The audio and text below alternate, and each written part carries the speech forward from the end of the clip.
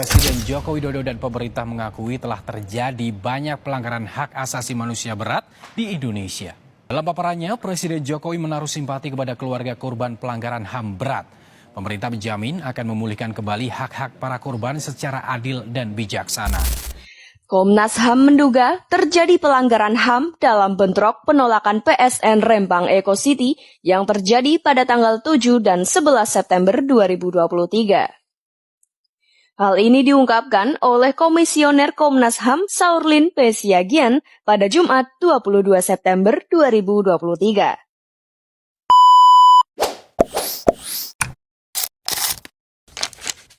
Apa itu hak asasi manusia? Hak asasi manusia adalah hak dasar yang dimiliki setiap orang sejak lahir. Hak ini meliputi hak untuk hidup, hak mendapatkan perlindungan, hak kebebasan, serta hak untuk tidak disiksa. Lalu mengapa hak asasi manusia itu sangat penting di lingkungan kita? Hak asasi manusia penting karena menjadi dasar terciptanya masyarakat yang adil.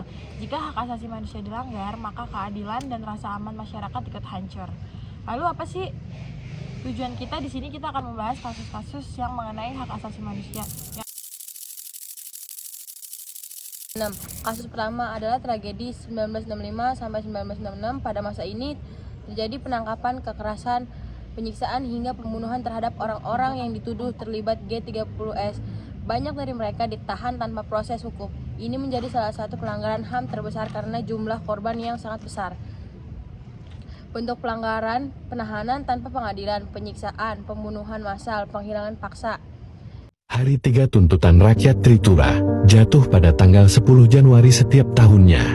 Tritura atau 3 tuntutan rakyat merupakan sebuah aksi unjuk rasa yang dilakukan oleh sebagian mahasiswa dan rakyat Indonesia. Tritura merupakan 3 tuntutan yang diserukan mahasiswa untuk pemerintahan Presiden Soekarno tahun 1965. Kegiatan aksi tersebut juga merupakan dampak dari tragedi Gerakan 30 September G30S di tahun 1965. Tritura dicetuskan oleh Kesatuan Aksi Mahasiswa Indonesia, Kesatuan Alisi Pemuda Pelajar Indonesia, dan kesatuan-kesatuan aksi lainnya yang tergabung dalam Front Pancasila. Tuntutan rakyat ini dicetuskan dalam suatu aksi demonstrasi di halaman gedung DPR pada tanggal 12 Januari tahun 1966.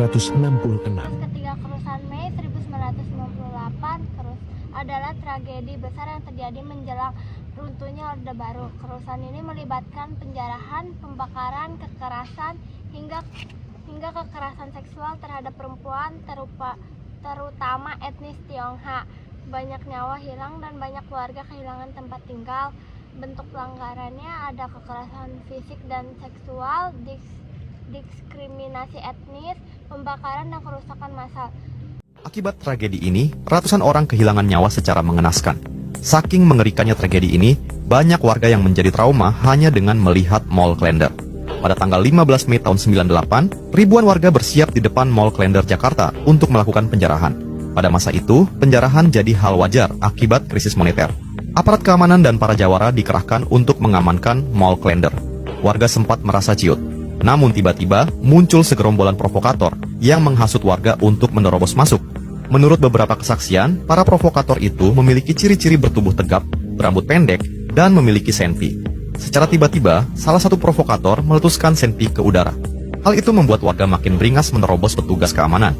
Para warga yang berhasil memasuki mal melakukan penjarahan dalam situasi gelap karena listrik padam. Yaitu ada dampak terhadap korban pelanggaran HAM meninggalkan trauma mendalam bagi korban dan keluarga. Banyak yang kehilangan anggota keluarga, pekerjaan, dan tempat tinggal, dan tidak mendapatkan keadilan. Dampak terhadap negara secara nasional, pelanggaran HAM merusak citra negara, menghambat demokrasi, dan menurunkan kepercayaan masyarakat terhadap pemerintah dan hukum. Kami ini korban pelanggaran HAM. Ini hak kami, hak mutlak. Kami merasa terancam. Saya tidak punya sumber kehidupan yang lain. Saya ingin karena saya tidak boleh dirampas atau diambil oleh perusahaan.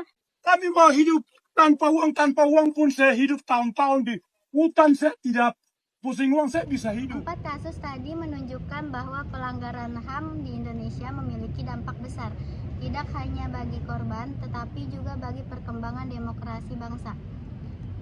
Pelajaran penting, kita belajar bahwa kekuasaan tanpa kontrol dapat menimbulkan kesewenang-wenangan, kebebasan berpendapat, dan perlindungan warga negara harus dijaga.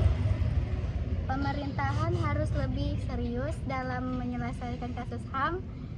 Proses hukum harus transparan dan adil. Edukasi HAM perlu diberikan sejak dini.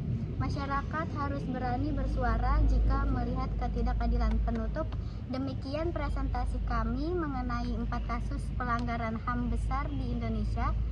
Semoga kita semua semakin sadar pentingnya menjaga hak asasi manusia. Terima kasih. Terima kasih. Terima kasih. Terima kasih, Bu Pur. Ayo. Bye-bye. Bye-bye, Bu Pur. Love you.